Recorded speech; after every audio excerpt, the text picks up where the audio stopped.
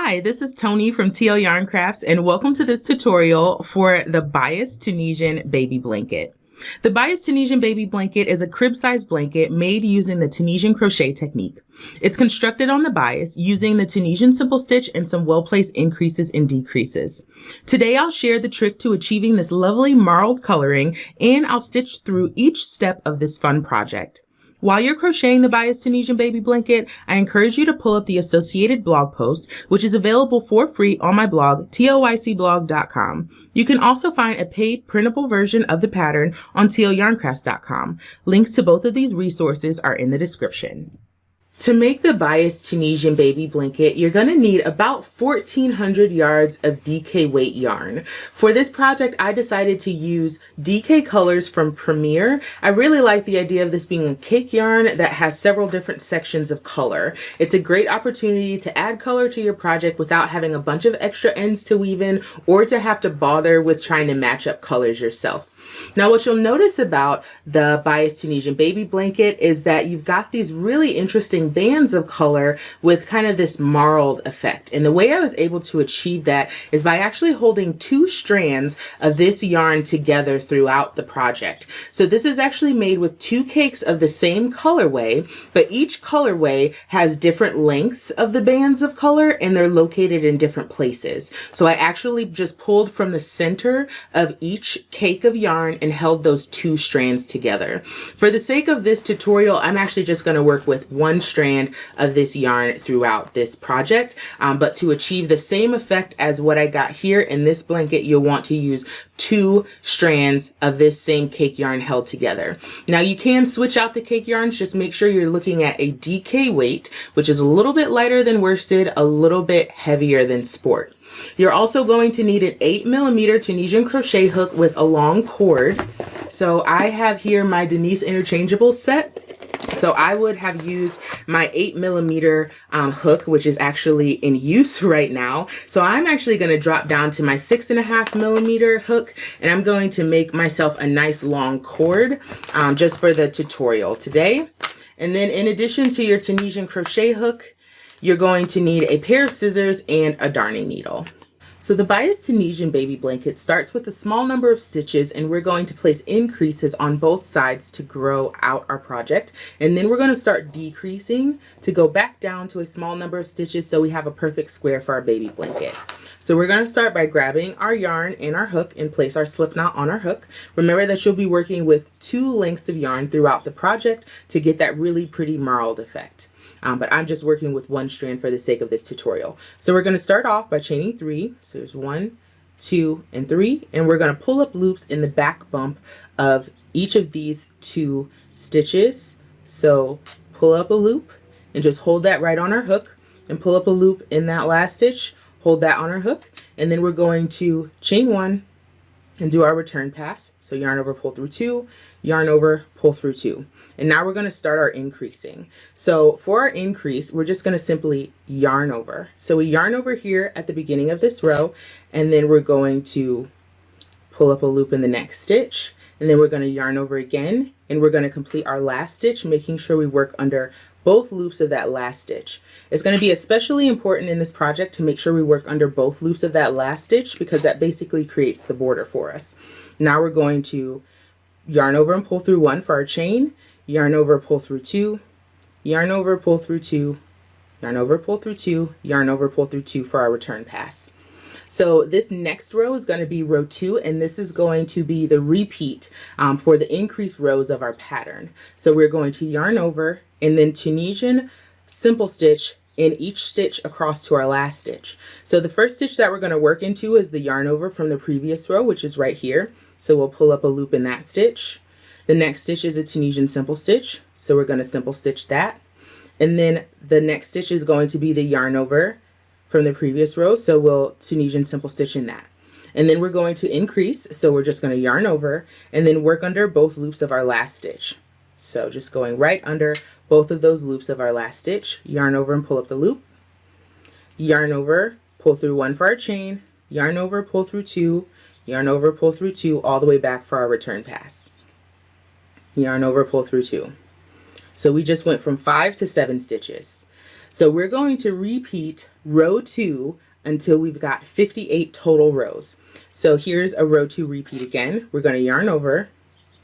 We're going to Tunisian simple stitch, that yarn over here, and then Tunisian simple stitch each stitch across. So since these are Tunisian simple stitches, we're just working right under those vertical bars.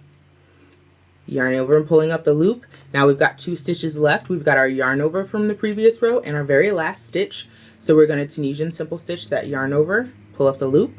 We're going to yarn over for our increase and then work under those final 2 loops for our last stitch. Yarn over, pull up the loop. So we can see now we've got 1, 2, 3, 4, 5, 6, 7, 8, 9. So we're increasing 2 stitches each row. So now we'll do our return pass, yarn over, pull through 1 for our chain, yarn over, pull through 2, yarn over, pull through 2, all the way back for our return pass. We're going to do that one more time together. So on this row we ended up with 9 stitches. Our next row we should end up with 11. So we're going to start again with our yarn over and Tunisian simple stitch each stitch across to our last stitch. So the first stitch is this yarn over right here. Make sure you don't skip that. So just pull up the loop and then Tunisian simple stitch each stitch across. Just making sure you don't miss anything. We're starting with 3 stitches, increasing 2 stitches each row. So I just worked under my yarn over, so I'm going to yarn over for my increase and work under both loops of my last stitch. Pull up that loop. So again, if we count, we've got 1, 2, 3, 4, 5, 6, 7, 8, 9, 10, and 11 stitches. All right, so we're doing great. And then we chain 1, yarn over, pull through 2, all the way back. Yarn over, pull through 2, yarn over, pull through 2 until there's just 1 loop left on our hook. So if we take this off and take a look at our work so far, I'm going to tighten down a little bit. There we go. This is actually the corner, and we're going to grow out until we have the width that we need. So you'll continue through round 58, and to measure and make sure you have the right length, you're actually going to measure this edge right here, and that edge should be about 31 inches. You can make your project as big or as small as you want, but I made mine 31 by 31. So you just measure that edge. Once it's 31 inches, you can come back and we'll work on the decrease rows. So like I mentioned, you'll just want to continue on with your increase rows until the short side of your triangle measures 31 inches or however long you want your baby blanket to be. So the next thing that we want to do is start on our decrease rows. So I just made a few more rows just to show you kind of how this project is growing. So we started with a small number of stitches, went to kind of the diagonal width of our project, and now we're ready to kind of square this off to finish up our blanket. So what we're going to do is start with a decrease. So our very first stitch, this loop on our hook, counts as our first stitch. So we're going to skip this first vertical bar, and we're actually going to insert our hook under the yarn over and the next Tunisian simple stitch of the previous row. So there's the yarn over and there's the Tunisian simple stitch. We're going to yarn over and pull up a loop, and that's our first decrease. So we turn 2 stitches into 1. Now we're going to Tunisian simple stitch across until we have 3 stitches left, and those 3 stitches are going to be a Tunisian simple stitch, the yarn over, and then our final stitch of the row. So I'm just going to Tunisian simple stitch in each stitch across to there. Just want to keep an eye out for where I'm going. I've got 3 more stitches to go. So there's 1, 2, and 3. So if we look at our work here, I've got a Tunisian simple stitch right here. I've got my yarn over right here. There she is. And my last stitch, which is of course over here. So I'm going to do a decrease on this side. So I'm going to insert under that Tunisian simple stitch and that yarn over, just like that.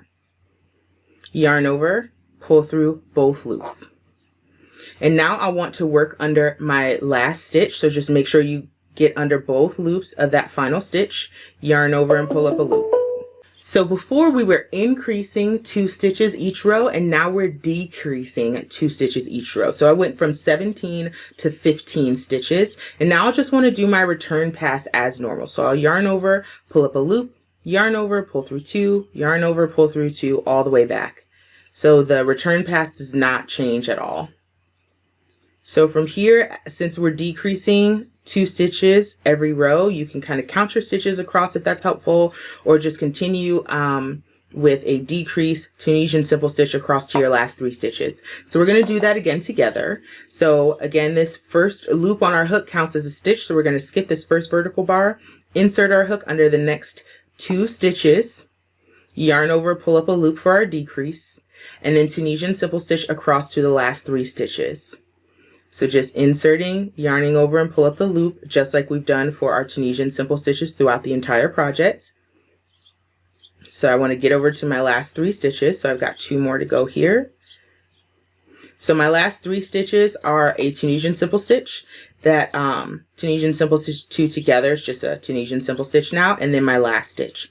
So I'm going to work under those next 2 Tunisian simple stitches. Those are the last 2 stitches before my final stitch here.